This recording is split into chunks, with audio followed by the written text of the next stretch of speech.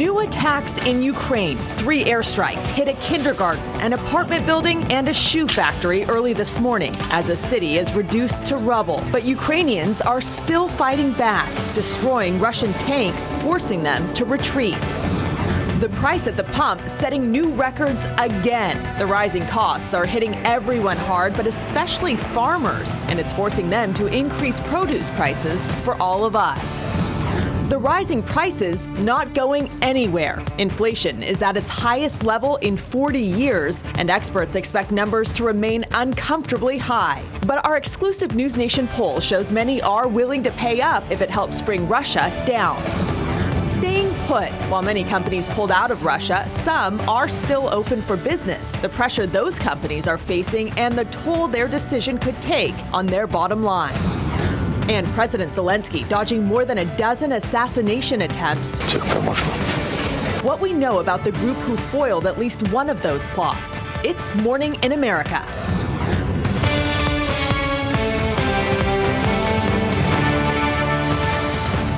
Live from News Nation headquarters in Chicago, it's Morning in America. Thanks for starting your weekend with us. I'm Rutabaga Shabazi in for Adrian today. Our team is on the ground in Ukraine and across the U.S. ready to report. In studio with me, we have Sloan, Marley, and Gerard. Good morning to all of you. Happy Friday. Good morning.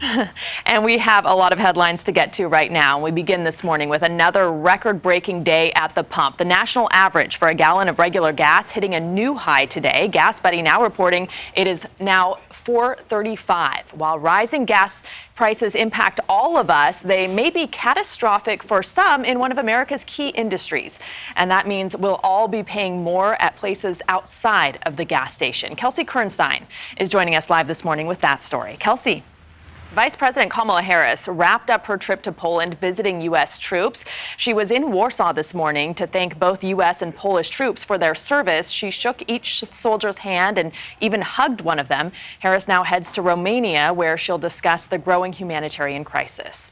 Today, President Biden is reportedly going to move to further sanction and cut off the Russian economy from the world. Allison Harris has more on that, as well as more results from our exclusive News Nation poll about how today's high gas prices are affecting average Americans. Allison, and with inflation reaching its highest level since 1982, we wanted to take a closer look at some of the things that are costing you more. And Marley has that on the News Nation Smartboard. Marley. Good morning, Rutabaga. Now I want to welcome U.S. Congressman Billy Long. He's joining us from our nation's capital. He is a Republican lawmaker from Missouri who serves on the House Energy and Commerce Committee. Representative Long, good morning. Rutabaga, thank you for having me on. I appreciate it. Okay, so you were on our show last week. You were calling on President Biden to sanction Russia's oil, even though it means higher gas prices here at home. Now he's done that. But Russia does still have plenty of nations buying its energy. Is there any talk of maybe offering other nations who are dependent on Russian energy an option to buy from the U.S. instead? I think the story hasn't been told on whether they will be buying Russian oil or not, because what's going on that a lot of people don't realize is a lot of these financial companies, a lot of these insurance companies don't want to insure the shipments of this and different things that affect how Russia is going to be able to get their oil out to the world. So I think that the overall impact on Russia is going to be a lot greater, not just us not buying from Russia, but I think that everyone weighing in, all the financial institutions don't want to deal with Russia. The insurance companies don't want to insure the shipments of the oil. So I think the story is yet to be told about how big of an impact this will have on Vladimir Putin. Okay. I wanted to ask you about a couple quotes that you wrote. You wrote, quote, Ukraine's border was invaded last night. Pray for the people. Our southern border was invaded on 1/20/21, a date that will live in infamy. Pray for our country. Are you really comparing this unprovoked bombing of civilians by Russian forces invading a sovereign nation, forcing more than 2.5 million people to flee their homeland to our southern border? What I was trying to compare was the 2.2 million people that have walked into this country willy-nilly since Joe Biden became president. That's the comparison that I was trying to make. And I think what's going on in Ukraine is I had lunch a couple of days ago with a fellow, and his in-laws live in Ukraine. They live in a Russian-speaking town in Ukraine, so they watch Russian TV. They're in their apartment building. This is his in-laws. They're in their 70s, getting close to 80 years old. They hear the mortars going off, and they know what's happening. They know in their mind that Ukraine is attacking them, and that's what these people honestly believe. I got this from the son-in-law I had lunch with a couple of days ago. So in the fog of war, you don't know exactly what's happening. And I wanted to ask you one other thing you wrote. You said the only question right now is if Mr. Putin and his troops will use the right pronouns or not. Apparently, you're comparing this to the culture war talking points here at home. Can you explain I'm talking that? about what we've done with our military here at home, trying to teach people all this wokeness and everything that is absolutely insane in my mind when we ought to be concentrating on what's going on over there. Okay, because to me it looked like you were comparing one thing to another, where more than 2.5 million people have had to flee their homes, where civilians are being bombed every day. It's not 2.5 million people fleeing their homes. It's 2.5 million people walking into this country willy-nilly because they were invited by Joe Biden. As soon as I was referring to the Ukrainians, 2.5 million Ukrainians fleeing their homes. Oh, okay. No. So repeat the question that I didn't understand exactly. I thought you were talking Well, you're about talking about the only question now is if Putin will use pronouns or not. Isn't this a more serious conversation? I mean, aren't the consequences much more serious than using pronouns? Yeah, definitely more serious. And that was at the very first, that might have been the first day he came in or whatever. And I was just saying that people, like I said, our government is so crazy with what they're trying to teach and retrain our military to be politically correct. That was the analogy that I was trying to make. No, this is an extremely serious situation. And bombing a children's hospital, come on. I mean, it's absolutely beyond belief, just like Victoria Spartz, I think I mentioned on your show last week, the congresswoman that is from Ukraine, educated in Ukraine, talking to her grandmother. I think I misspoke and said mother last time I was on your program, but her grandmother said that she saw Stalin come through Ukraine, saw Hitler come through, and the genocide that Vladimir Putin is bringing upon the people of Ukraine is no comparison to what Stalin and Hitler did. Okay, I just wanted to make that clear because I was a little confused by those statements. And finally, are you expecting or maybe already experiencing contention from Democrats and from some of your own constituents who might be concerned about the environmental impact of fracking and drilling here in the States in order to become less dependent on Russian energy? No, absolutely not. And we're talking about buying oil from Venezuela, from Iran.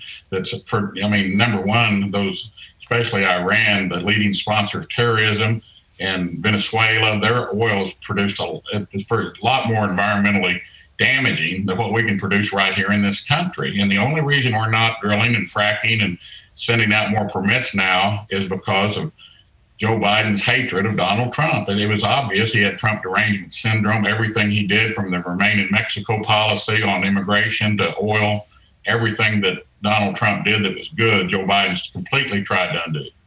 Or maybe he just disagreed on the policies. Congressman, thank you so much. We appreciate you joining us this morning. Thanks for having me on.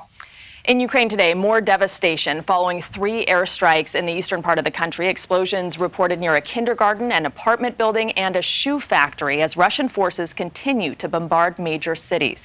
The UN confirming more than 2.5 million people have fled the country since the start of the invasion just over 2 weeks ago. Ukrainian President Volodymyr Zelensky saying 100,000 people have been evacuated in just the last 2 days from 7 cities in the north and the center of the country. Our Robert Sherman is on the ground in Ukraine reporting on this war, and he joins us now with the latest developments. Robert, good morning. And Robert, you spent time in one of the cities that was struck overnight. Tell us a little bit about it, and have you heard anything about the situation there right now? Yeah, there were a number of cities that were hit overnight. It's just terrible to hear about all these developments every single morning. Robert, thank you. And still ahead, Ukraine's President Volodymyr Zelensky dodged more than a dozen assassination attempts. Who warned him about this latest attempt to take his life? It may surprise you. And all eyes are on Vladimir Putin as he's getting increasingly isolated. Why this may lead to an escalation of his attacks on Ukraine. And we've reported all week about several businesses cutting ties with Russia, but some of them are still holding on. And now their refusal to leave may be impacting their brand image. From energy to retail to food to finance, the list of companies cutting business ties with Russia is growing by the day. But some corporations with stakes in the Russian economy have chosen to continue operating there as usual. Paul Gerke is outside the Russian consulate in New York to tell us who they are. And as Paul reporting shows us, Russia's war in Ukraine is bringing back a semblance of the Iron Curtain. More and more of the country is isolated now from the outside world, including Russian President Vladimir Putin himself. Joe Khalil is in Washington to explain the new assessment from the U.S. intelligence community. Joe, good morning. Still ahead, we're speaking with a member of the Ukrainian parliament who chose not to leave her country. She's talking about how Zelensky's relationship with the Russian people may be helping in the effort. Plus, after nearly 100 days, the MLB lockout is over, the deal the league agreed to, and how soon you'll be able to catch a game. Welcome back to Morning in America. I'm Rudabeh Shabazi in for Adrian today. And while millions of Ukrainians flee the country, many are staying to help fight, either on the front lines or through humanitarian efforts. Lesia Vazlenko is a member of the Ukrainian parliament who is staying in the country and using her Twitter account to document her family's and her fellow countrymen's quest for safety. And she joins us now. Welcome. Thank you so much for making the time for us. And first of all, how are you and your family holding up? Thank you, and I'm fine, and my family is fine and safe, and that is what matters the most these days. What is your response when European countries, NATO, the U.S. say we can't inject ourselves that directly in a fight against Putin and the Russians for fear of World War III, and because both countries are armed with nuclear weapons?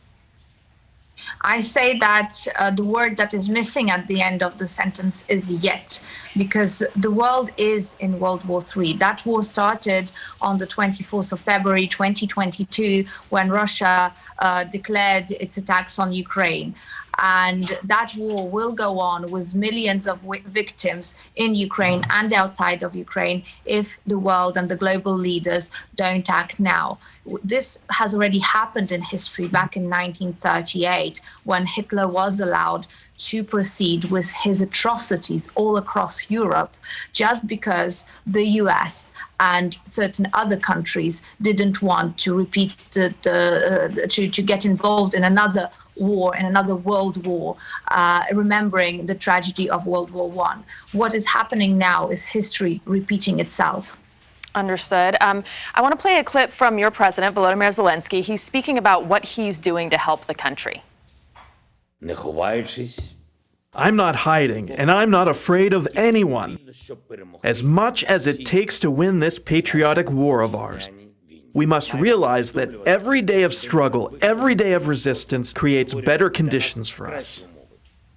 So how is Parliament's relationship with President Zelensky? And also, this is the same president who was elected in 2019. He was a comedian.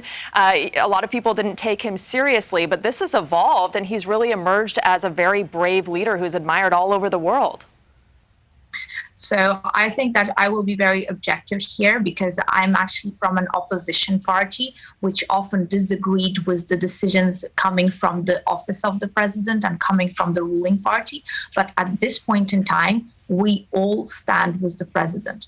Without exception, every single party in the Ukrainian parliament supports the policies and the strategy which Zelensky has taken, because he stands with his army and he stands with his people.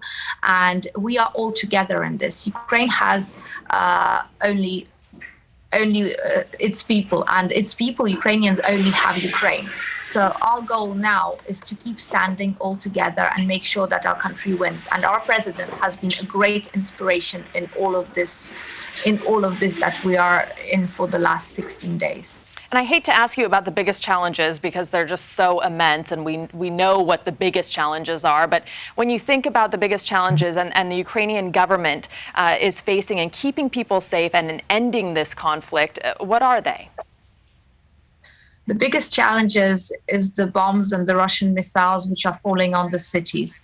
And the worst cases are, of course, in the cities which are besieged by the Russian army, such as Mariupol, an industrial town on the shores of the Sea of Azov in the east of Ukraine, a town of coal mining where there are no water resources. Literally, people have to melt snow to get some water to drink. A child there, Tatiana, who was only 8 years old, she she died of dehydration.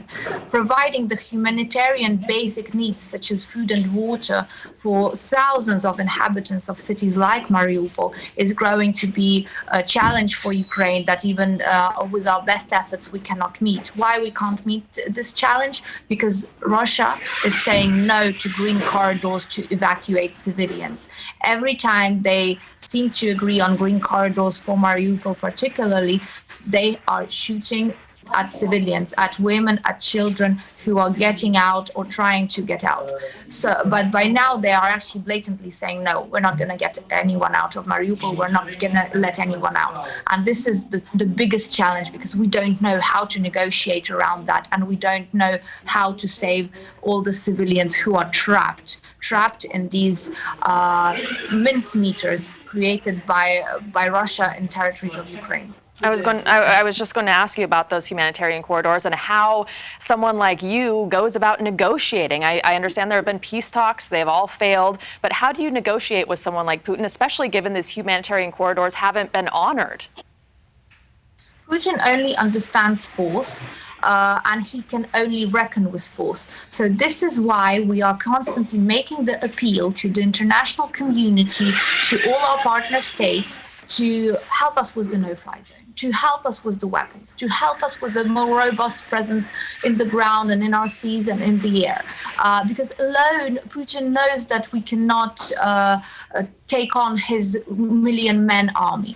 So, of course, in such a situation, we need the support. We need the support to show him that the force he is reckoning with and the force that is standing behind Ukraine is far greater than anything he has ever reckoned with. And this is the only chance that we have at combating Putin, number one, and at pushing him back, and the only chance that we have as an international community, as a global community of free-loving democratic nations to fight back at an authoritarian empire which wants to find a space for itself in the world. We must not let that happen. In the 21st century, there is no place for empires.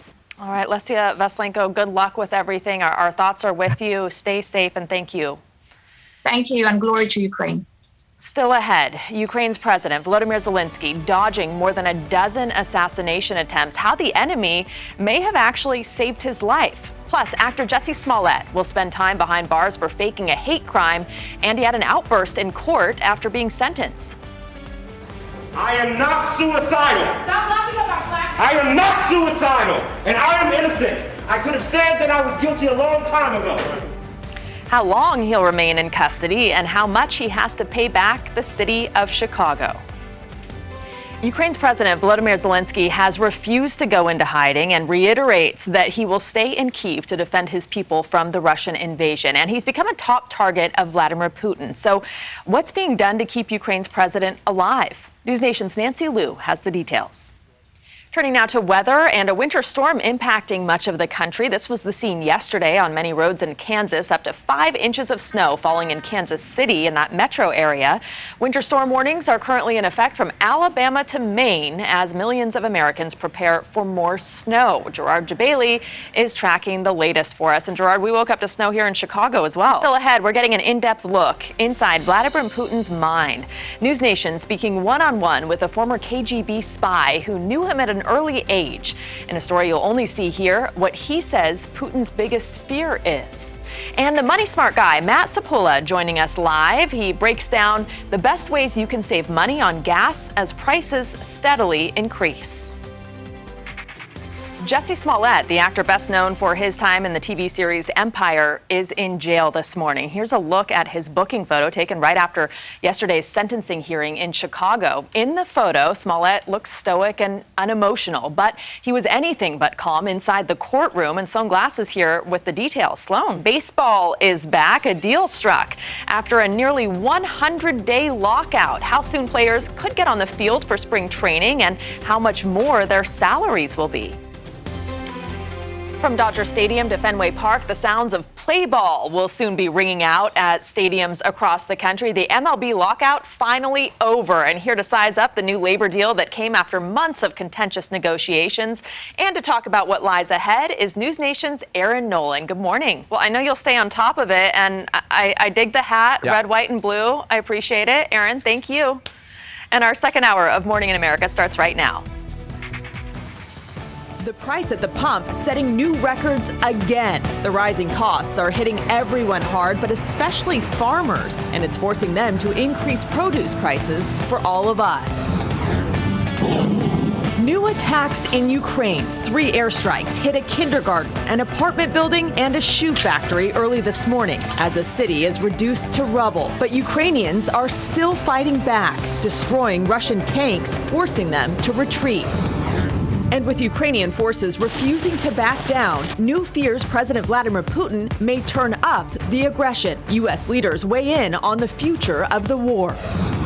The other side of war. This morning, we're learning what it's like for Russians feeling the impacts of sanctions, losing jobs, and fleeing to avoid the draft. One Russian American tells us she doesn't know if she'll see her family again.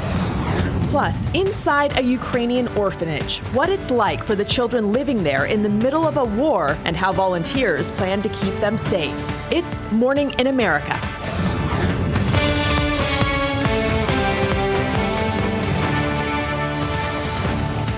Turn now to Matt Sapaula. He is the money smart guy who joins us now with ways to save cash somewhere in our daily lives. Eager to hear about this. And we've been talking about these record high prices at the pump. What is the best way drivers can save money on gas? Well, there's 2 ways to really approach this problem. Let's offense and defense. Let's talk about defense first. Obviously, that app early in the segment there was Gas Buddy that you can use to check the gas price around your neighborhood.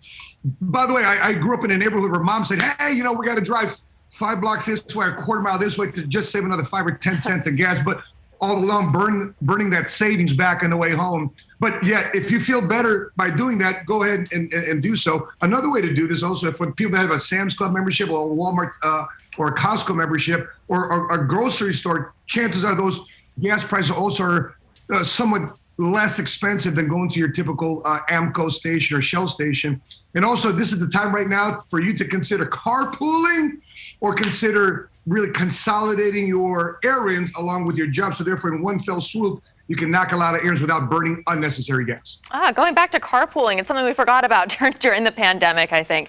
There is some calls for lawmakers to suspend the federal gas tax to help with the rising prices. Do you think that'll help? Makes sense. Lawmakers are looking for outside the United States of America for solutions. Well, the answers are on the inside, but yes, a good chunk of what we pay at the gas pump are taxes. So that is definitely one way for us to cut our costs at the gas pump. That's so useful because so many people during the pandemic have left their jobs and started their own businesses. It's been a major shift, this great resignation. So before I let you go, how much longer do you think this type of inflation will last? It's going to be a while. It's listen, the president was asked the other day, hey, where do you think it's going to go? He goes like this, up. Senator of Transportation Peter Buttigieg just, hey, go buy a Tesla. Go more in debt to buy another car. So I don't think that our government has policies that's going to make this a short-term experience. I think we're going to experience this for another 12, 18 months. We're going to see here towards the midterm elections what's going to happen, but I wouldn't expect it to go any lower anytime sooner. All right, so get to those budgeting tips right away because we're going to probably need them. Thank you so much for joining us, Matt. Appreciate it. Great to be here. Thanks for having me. Russian forces, meantime, continued to bombard major cities in Ukraine today, including 3 airstrikes in the city of Dnipro in the eastern part of the country. The attacks were reported near a kindergarten and apartment buildings. One strike starting a fire when it hit a shoe factory. The UN confirming more than 2.5 million people have fled the country since the start of the invasion just over 2 weeks ago, as Ukrainian authorities announced plans for several evacuation routes and humanitarian aid delivery routes today. Our Robert Sherman has been on the ground in Ukraine reporting on the war, and he joins us live this morning with the latest developments today. Robert. That number just incredible and growing so exponentially by the day. Robert, thank you. In just a few hours, President Joe Biden is expected to end normal trade relations with Russia. The U.S., the European Union, and other allies will revoke Russia's most favored nation status. This means the U.S. and its allies could impose higher taxes on Russian imports, further isolating its economy from the global market. Those same sanctions are also placed on Cuba and North Korea. The war in Ukraine is already impacting global food supplies. Marley is here now at the News Nation Smart Board to explain how. Nearly $14 billion in aid for Ukraine is now headed to the president's desk for approval. It was part of a major federal spending bill passed yesterday by the Senate. On top of critical aid for Ukraine, the $1.5 trillion legislation also funds the government through September and includes increased spending for both domestic programs and the military. And now to the results of our exclusive News Nation poll, covering everything from the war in Ukraine to rising gas prices at home to national security. And when it comes to that, the vast majority of Americans fear nuclear warfare is possible in the not too distant future. Allison Harris is here now to break down these revealing numbers from our exclusive poll. Allison. Still ahead, we're getting an in-depth look inside Vladimir Putin's mind. News Nation speaking one-on-one with a former KGB spy who knew him at an early age.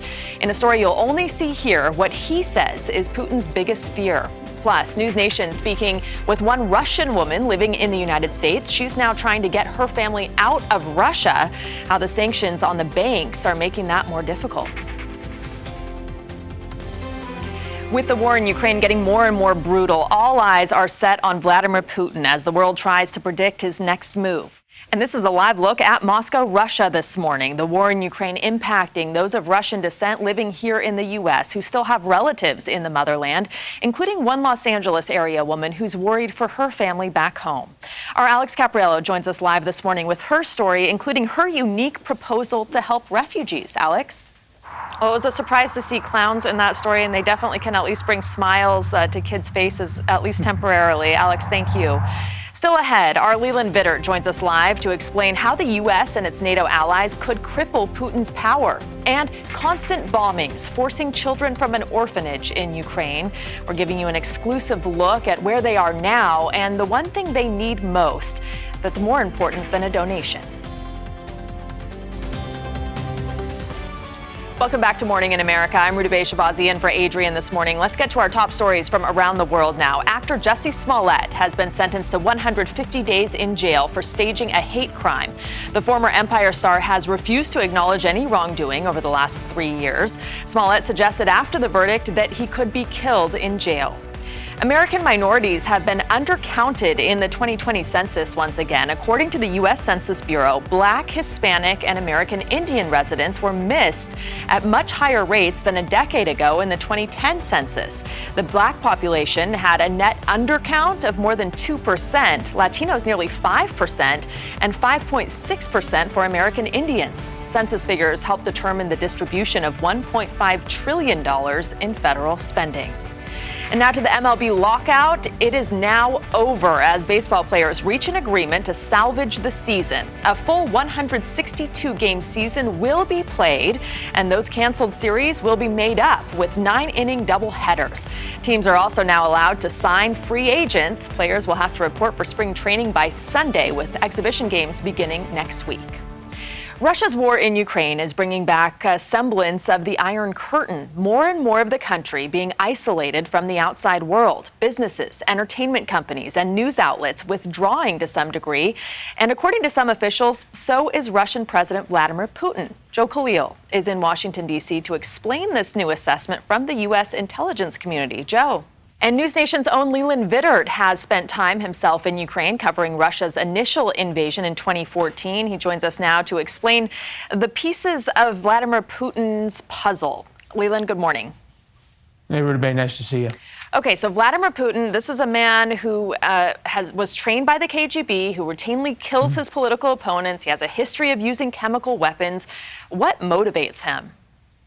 Right, understand the man, and you sort of can predict a little bit better and understand what he's doing.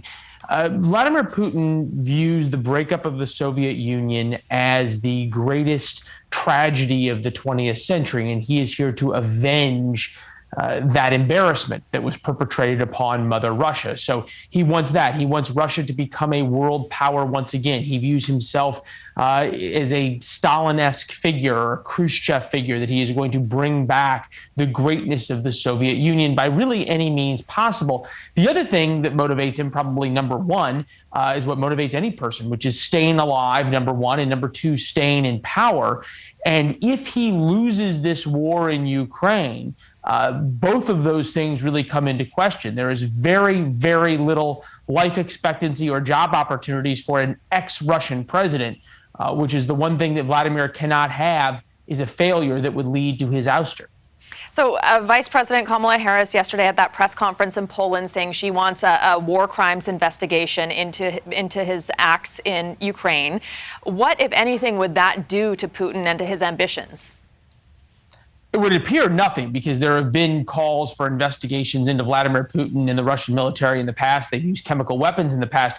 You made a very good point at the top, which is that this is a man who was trained by the KGB. Lubyanka prison, which was headquarters to the KGB, used to have gutters in the bottom of the basement that were specially put in because there was so much blood from all of the executions of the people they killed. The threat of Lubyanka, the threat of justice by the Russian means, if you will, is far, far worse than any kind of war crimes tribunal at The Hague or war crimes investigation. That's something akin to a traffic ticket versus what the kind of justice, if you want to call it that is met out by the KGB and by the Russian military if they're unhappy. So the idea that somehow the threat of a war crimes investigation would mean anything to the Russians probably shows a real fundamental misunderstanding of what motivates them.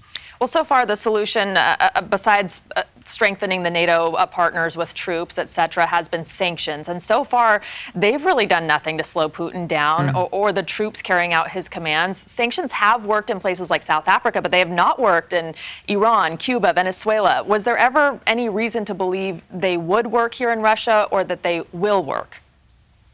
Well, I don't know if there was ever a reason to believe that they would work, especially in South Africa. It took decades for sanctions and international pariah state status to work there, and a different group of people with sort of different democratic norms in their history. But when it comes to Russia, it's clear that Vladimir Putin is going to continue on the action that he's on until he is forced to pay a price that he did not calculate. The Ukrainians have started to do that. He certainly did not calculate the number of dead Russian soldiers there were going to be, the amount of bad publicity there was going to be, the way the international community and the world was going to coalesce around Ukraine and tell their story, on and on and on and on. What it appears as though is going to be necessary for Vladimir Putin to change his behavior is really up to the Europeans. And we're going to explore this tonight a little bit, but especially the Germans, the Italians, others who buy a large amount of natural gas from Russia, who buy his oil, that if they are so offended by what they see on television and so offended by his behavior in Ukraine that it outweighs their cost domestically to stop buying Russian natural gas, to be willing to sort of have their citizens go without and sacrifice heat, for lack of a better term, and energy and expense, and that therefore they cut Putin off monetarily, that might change his calculus. Short of that, and short of a greater threat of war, since the White House does not want to provoke Vladimir Putin, it seems difficult to understand why he would stop now. All right, Leland Vittert, thank you for waking up so early with us. I know it's a long day for you, and you can watch On Balance with Leland Vittert every weeknight on News Nation. It starts at 7 Eastern, 6 o'clock Central. Winter storm warnings are currently in effect from Alabama to Maine as millions of Americans prepare for snow today and even tomorrow. And meteorologist Gerard Jabali is joining us now with the very latest. And winter just doesn't stop, Gerard. Still ahead, you may see the smiling faces of children here. But what's behind closed doors is completely different. It's a story you'll only see here, and we're taking you inside an orphanage in Ukraine, trying to keep them safe during this war. And millions of you watched and reacted to a story we brought you last week. It's about a military veteran who is traveling to help the Ukrainians fight. Cody Hurd is joining us again live with an update on his last-minute travel arrangements before heading to the airport. These are the faces of Ukrainian orphans evacuated from the eastern part of the country. And while they seem happy and they're smiling, volunteers at this orphanage in the western part of the country where they now are say it's really tough for these young children, especially now during this war with Russia. Robert Sherman went to that orphanage. He is live in Lviv today with that story. And Robert, they just melt your heart seeing those smiles. And it is amazing to see how happy and playful a lot of those children are, considering what they've been through. They only need peace. That is so poignant. And do these orphans have families ready and waiting to adopt them? And that's still part of the struggle, Rooted Bay, is actually finding people in order to take some of these children in. That's one of the many complications that they continue to run into, is exactly where will these children go to in the long run. All right, Robert, thank you. Great reporting. And still ahead, a former U.S. ambassador who worked to curb the violence in Syria's civil war is joining us live. How he says Russia is using that conflict as a playbook to carry out attacks on Ukraine and how to stop them. We continue to follow the story of Cody Hurd. He is a 28-year-old U.S. Army veteran from Arkansas who is preparing to head to Ukraine on his own dime to help train civilians to fight the Russians. Cody spoke with us on Morning in America before, and he joins us again live with his wife Amanda as he is preparing to leave Ukraine tomorrow. We're always seeing you in a car, so where are you going today? So today is, I got my emergency passport, so today is grabbing the passport before I leave out. So you're making a lot of last-minute travel arrangements to try to get out, huh? Absolutely, yes, ma'am. So how are you feeling this close to your flight? You've been planning this for a while, we've been talking about it, but now it's actually getting really close. Absolutely. So there's obviously a little bit of an anxiety, but, you know, this is something that, you know, I need to do, and it's a calling. So I'm super excited about this, you know, to get over and be able to help people in Ukraine. You know, it's just everything's just working out perfectly. And Amanda, it's nice to see you this morning. How are you feeling? How are your kids doing? I'm okay. We are just today. I'm going to have to put him under the bus a little bit. It's his birthday. Oh, so happy birthday, Cody! A little bit. Yeah, thank you. We're going to celebrate with his birthday. The kids are doing fine. They know he's going over. They don't know actually what's happening over there. We're just trying to live day by day and just spend our last moments with him, having a good day today. Does this bring back memories for you?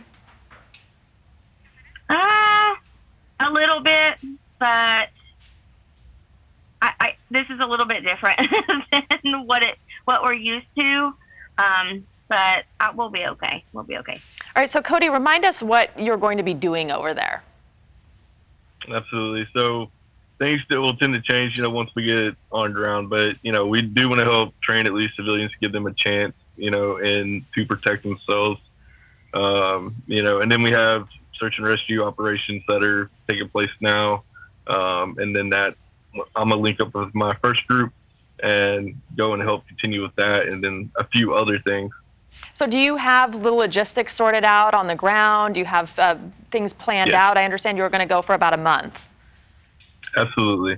Yeah, so like I said, our guy that kind of started this whole group, you know, he's been there for about a week and a half now. You know, so he's got all the intel that we need, you know, and just like he's got all the routes, everything that we need possibly to get into Ukraine and then to continue on mission. And you said this was a calling before I let you go. What is it that motivates you to travel across the world, to enter a conflict that you're so far away from at this point? You have a happy life here in the States. What is driving you on this mission? What's driving me is the children and civilians that are being hurt right now. You know, and my kids are safe in the United States. You know, but we have kids and civilians that are not safe right now. So I feel that, you know, I should be there. And, you know, and it's not, you know, I'm gonna miss my family and they need me as well.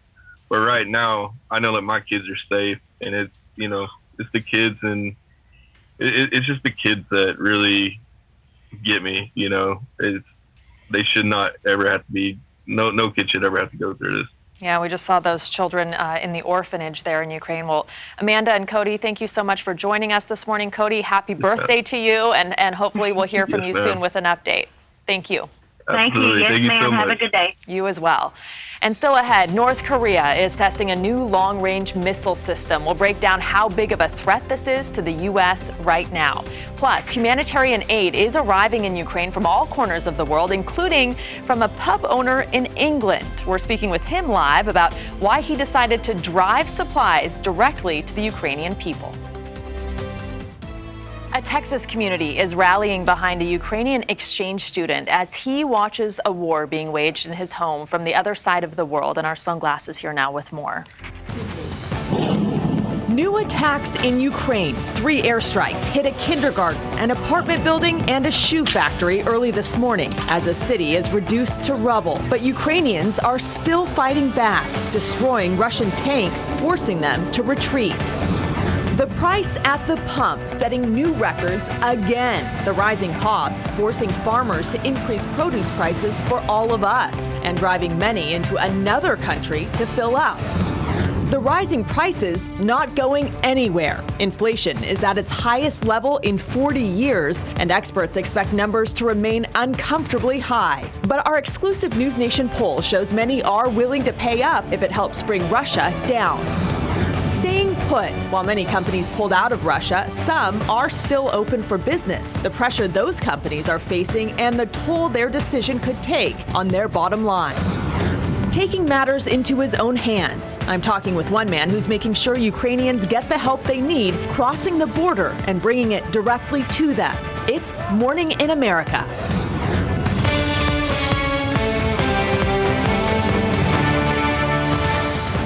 Live from America's heartland in Chicago, you're watching Morning in America. I'm Rudabeh Shabazi in for Adrian today. Our team is on the ground in Ukraine and across the U.S., ready to go. And a big hello to Sloan, Marley, and Gerard. Good morning to all of you.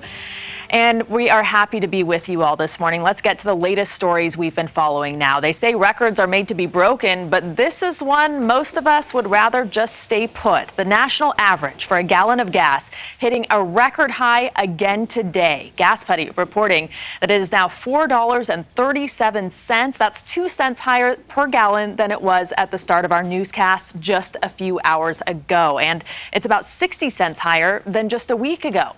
And while rising gas prices impact all of us, they may be catastrophic for some in America's key industries.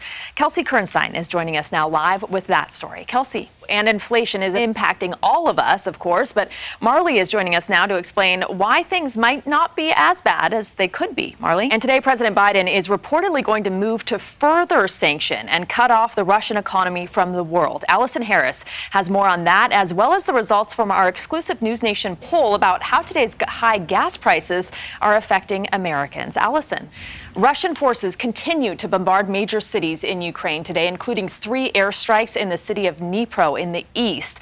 Attacks were reported near a kindergarten and apartment buildings, one strike starting a fire when it hit a shoe factory. The UN confirming more than 2.5 million people have now fled the country since the start of invasion just over 2 weeks ago, as Ukrainian authorities announced plans for several evacuations and humanitarian aid delivery routes today. Our Robert Sherman has been on the ground in Ukraine reporting on this war. He joins us now with the latest developments. Robert, good morning. And Robert, we heard about more bombings overnight. You spent some time in one of those cities that was struck. Tell us a little bit about your experience there and whether you've heard anything today about the situation there now. You can't ever let your guard down because you just never know when it's going to happen. Yeah, knowing you were there days ago, we're glad you're safe this morning. Robert, thank you. And I want to welcome now James Jeffrey. He is the former U.S. ambassador to Iraq, Turkey, and Albania. He also served as U.S. Special Envoy for Syria engagement. He wrote a piece this week for Defense One in which he says the cessation of Russia's military campaign in Syria offers lessons on how to handle today's conflict in Ukraine, but the plan does include some U.S. boots on the ground. Let's find out more about that. Joining us now is Ambassador Jeffrey. Good morning. Good morning. Thank you for having me on. Great frontline reporting just now by your journalists. Thank you. Robert Sherman is a wonderful reporter. So Putin was instrumental in the Syrian civil war. Explain the parallels between Syria and Ukraine in terms of how Putin is carrying out this war now. Putin had limited goals in Syria, including maintaining a friendly government and his military position, the bases that he had there. After he achieved that, through the same kind of brutal bombing of civilians that we've seen, we began negotiating with him, including directly with Putin in Sochi in 2019. What we pressed was some kind of compromise solution.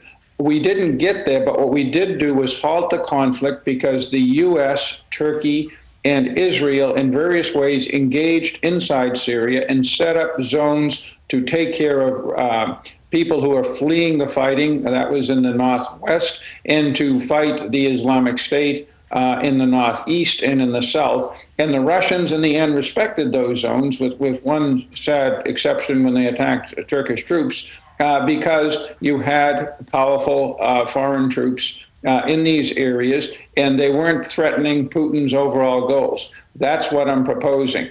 Putin is going to, in one or another way, win this conflict in terms of taking some of the major cities, because he'll bomb and starve them out. But it's very important that he doesn't take over the whole country, and it's very important that we get to negotiations. And you say in your piece that a no-fly zone in Ukraine is impractical. That echoes almost everyone else. But there is another option that should be considered, and you just mentioned it, those humanitarian safe zones. And maybe he honored some in the end, but in Syria, he didn't honor them often, and we're seeing it repeat. Those negotiations here, he's attacking humanitarian zones that have been already negotiated. So why would he change course? The difference in Syria, and I saw a whole set of exactly what you said, these safe zones, the ceasefire zones, Assad, the Syrian president, and Putin eventually overran, but not the ones that had international forces, be they Turkish, be they American, and we had some other forces quietly on the ground with us. Thus, I'm proposing, with UN authorization, a ceasefire safe zone in the west of the country, and invite U.S. and other troops to go in there. It would be very, very challenging for Putin to take on something like that if the goal is humanitarian. If it's to launch attacks again against Russian forces, like a no-fly zone, it won't work. But Putin was forced to respect the combination of humanitarian goals and powerful other countries, particularly American forces on the ground. We pushed his troops back repeatedly. Okay, but there is no appetite in the United States for U.S. boots on the ground in Ukraine. We just did a poll, this exclusive News Nation poll, showing that more than almost half of Americans oppose U.S. groups entering combat there. Is that essentially what they would be doing, or at least exposing themselves to the possibility of that by creating these safe zones? Ruta Bey, I want your viewers to know that today there are approaching 10,000 troops close to the borders of Ukraine and Belarus in frontline NATO countries. If this conflict is not brought under control and put into a negotiating channel, those troops are going to be exposed along with other NATO forces, because we do not know where Putin will stop. Now, thus, troops to protect and assist humanitarian assistance rather than directly attack Russians, I think, is something that should be considered. Well, you know a lot more of the backstory than any of us, so we appreciate you sharing your insight today. We appreciate you being here. Ambassador Jeffrey, thank you. Thank you very much. Still ahead, North Korea is testing a new long-range missile system. We break down the significance of the timing. Is Kim Jong-un taking advantage of the global focus on Ukraine? The world's eyes are on Ukraine as Russian forces continue their increasingly cruel and indiscriminate attacks on the country's civilians at the behest of Vladimir Putin. But is North Korea and its ruler, Kim Jong-un, taking advantage of that distraction? The U.S. assessing that North Korea is testing a new intercontinental ballistic missile system with a set of recent launches that the Biden administration calls a serious escalation of its weapons capabilities and a potential threat to America amid stalled diplomacy. The Hill's White House columnist Niall Stanage joins me now. Niall, good morning. Great to see you. So the White House is warning that these missile launches are potentially setting up North Korea to try a full-range test very soon, reporting the missile is actually larger than the one it launched in 2017, which that one, when they talked about that, they said it could reach the U.S. How big of a threat is this one right now? This is a big threat, Ruta Bey. There's no question about that. I think sometimes in discussions of missile capabilities, it's easy to get lost in a tangle of technical specifications. The bottom line is the North Koreans are testing a bigger missile.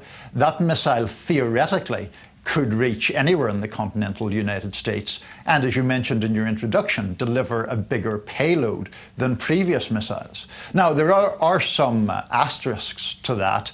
These recent tests, the missiles didn't fly particularly high. It seems like the North Koreans are still in a testing stage. But I mean, if your enemy is holding a gun and checking the chamber, you know he's not going to shoot that second, but it's still not a very reassuring situation. And that's essentially what we're facing here. Well, that's a good way to put it. Let's talk about the significance of the timing here. Do you think Kim Jong-un is taking advantage of the fact that the global focus is on Ukraine right now, or is this some sort of power flex? Could other U.S. adversaries theoretically use this moment to test nukes as well? I guess I think it could be both a power flex and an opportunistic use of timing. Kim Jong-un has obviously wanted to flex his muscle generally for many years now. But I think when the eyes of the world and the eyes of Washington are on Ukraine, he might simply think it's a better time to get away with it right now. As far as our other adversaries are concerned, we don't have much evidence of actual nuclear testing, but there is evidence of some other activities. China, for example, has been throwing shapes regarding Taiwan to a greater extent than it normally does. We don't think that is an imminent invasion, but it shows this sort of emboldening, perhaps, of adversaries in this very troubled time. Yeah, and the White House has condemned this test, obviously. Does it have the potential to draw any focus away from our efforts to force Vladimir Putin to end his war? To me, the problem could maybe be the inverse of that, Ruta Bay, that the focus is so much on Vladimir Putin and Russia that we could miss other things or not take action on other things. Now, we are hearing reports that there could be new sanctions imposed on North Korea today. But remember, this comes at a time when President Biden has a lot to think about both internationally and domestically. I mean, we've just talked about the international problems, but he's dealing, of course, with record high inflation, with a pandemic, with gas prices, with midterm elections that are 8 months away. He has a lot on his plate by anybody's standards. And also the morale of the Russian troops is suffering. They haven't been faring well. There have been a lot of miscalculations on the military front, and we know that not all Russians support this war, as evidenced by the thousands of arrests we've been seeing at protests. Yeah, absolutely. I mean, that is an interesting point as far as the Russian side of this is concerned. This evidence of dissent in Russia itself, that could perhaps be an Achilles heel for Mr. Putin as he tries to press his advantage here. That kind of domestic discontent in the face of sanctions, in the face of all these other pressures, could have an effect. The question, of course, is how soon, and how soon could it have an effect, and how big would that effect be? All right, Niall, always interesting to hear from you. Thank you so much. And still ahead, Russia has opened a criminal case against Facebook owner Meta. Marley, what does this mean?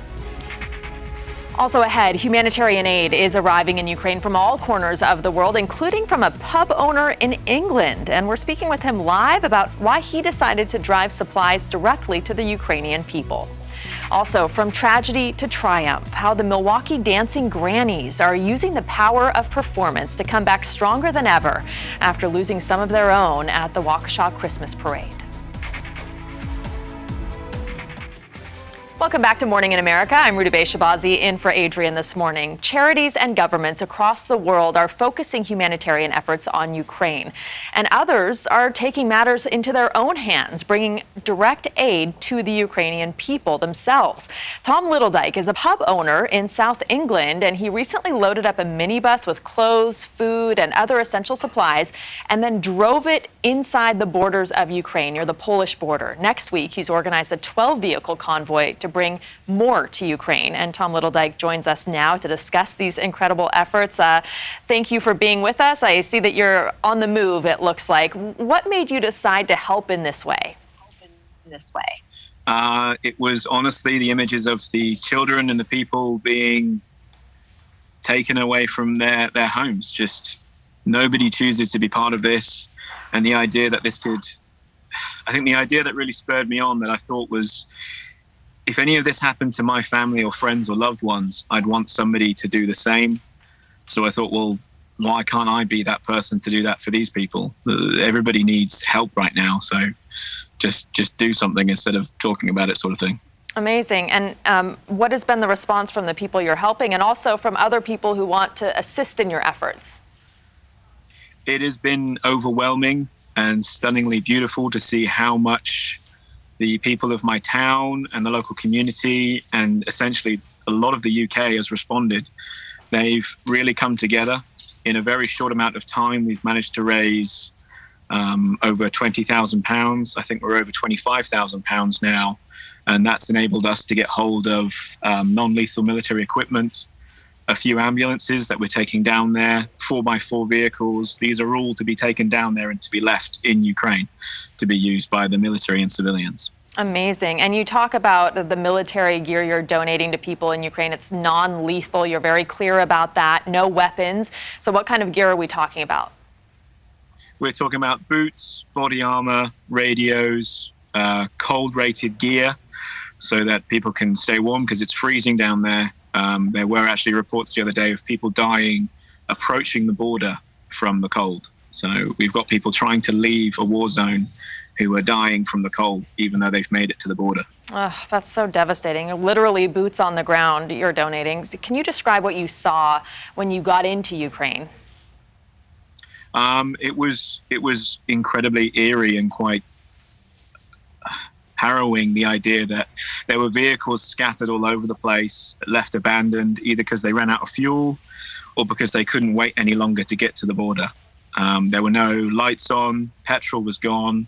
There is currently a curfew going on in Ukraine between 11 p.m. and 5 a.m. But there was still, in my eyes, roughly about 50,000 refugees trying to exit through one border, which I was at. And logistically, just how did you make this work? I understand you're doing another run again next week. How were you able to take all these supplies over? Was it hard to get past the border? The borders were pretty good, actually. I think a lot of people understood that this was humanitarian aid, so they allowed a lot of it to go through quite quickly. We didn't have very many customs checks, and I think the only borders I actually traveled through that required checks was the French border in the UK into France, and then from France all the way down to Poland, I had nothing. And then it was just the Polish border into Ukraine. Again, they asked about customs, but as soon as they saw that it was humanitarian aid and they realized that this had no reasonable value, they were able to push me through. Wow, incredible that it was that long of a trip, that many countries you traversed. What is your future now with this mission? Do you plan to just continue doing this throughout the conflict? Absolutely. We've been told recently, we've currently just registered for a charity to just continue our efforts in help and do it through a legitimate charity base. We've been told that there's an incredibly large amount of money to be put into that account, and we'll be using it to organize future trips. We're going to concentrate on getting people back from Ukraine to the UK. We are slowly starting to make available visas for people to travel into the UK with. That's the future of our plans. Well, such a remarkable thing you're doing. We appreciate you sharing it with us. Good luck. We wish you continued success on this effort. Thank you very much. Take care. You as well. And we are watching Wall Street. Minutes after the opening bell, we're seeing green all across the markets despite the turmoil in Ukraine and another record-setting month for inflation. Business correspondent Marley Caden explains why. What's going on, Marley? Still ahead, we've reported all week about several businesses cutting ties with Russia, but some are still holding on. How their refusal to leave may be impacting their brand image. From energy to retail to food to finance, the list of companies cutting business ties in Russia is growing by the day. But some corporations with stakes in the Russian economy have chosen to continue operating there as usual. Paul Gerke is outside the Russian consulate in New York to tell us who they are and how their refusal to act may be affecting their brand image. Paul. And still ahead, dancing past tragedy. The Milwaukee Dancing Grannies are set up for their first performance since losing some of their own at the Waukesha Christmas Parade. It's gonna mean the world to be with these ladies in a parade again, and yeah, it's gonna mean a lot to me. How they are pushing through the pain. In November of 2021, a joyful Christmas parade was shattered by unthinkable violence. 5 people were killed and more than 60 injured when an SUV slammed into the marchers and performers. 4 of the 5 who were killed were members of the Milwaukee Dancing Grannies. And this weekend, they're picking up their pom-poms and dancing again. This time with a new calling, and Sloan Glass has more. We love this story. So glad you followed up on this story. It was so tragic when it happened. To see them persevere like that. Who's cutting chopping onions. Gerard and I are both trying to keep it together. Burning. It's a beautiful I feel story. it.